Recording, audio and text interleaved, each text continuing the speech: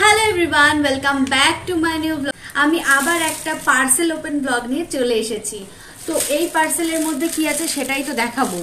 আসলে এর মধ্যে রয়েছে একটা বটুয়া। হ্যাঁ, আবার একটা বটুয়া নেওয়া হয়েছে। দেখো, বিয়ের জন্য নিয়েছি সে তো ঠিক আছে, রিসেপশনের জন্য তো নিতে হবে। তাই এটা হচ্ছে ওই বাড়ির তরফ থেকে, তো যেটা এখানেই এসেছে আমার কাছে। তো সেটা আমি ব্লগ করে দেখাবো না, তা তো হতে পারে না। বিয়ের যা যা কিনছি সবই তোমাদের দেখাচ্ছি, তো এটাই বা কেন বাদ যায়।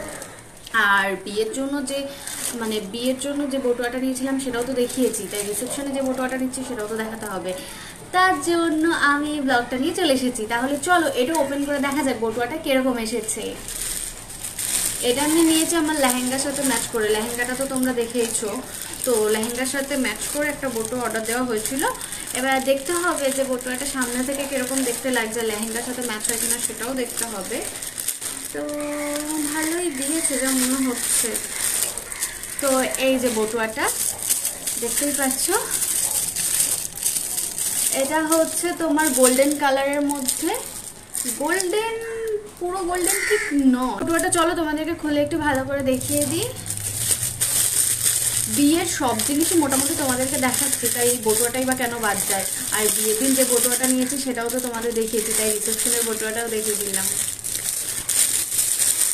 তো দেখতেই পাচ্ছ বটুয়াটা কিরকম লাগছে, আমার ভীষণ পছন্দ হয়েছে। তোমাদের কিরকম লাগলো অবশ্যই কমেন্টে জানিও। আজকের ব্লগটা এই পর্যন্ত, সবাইকে টাটা।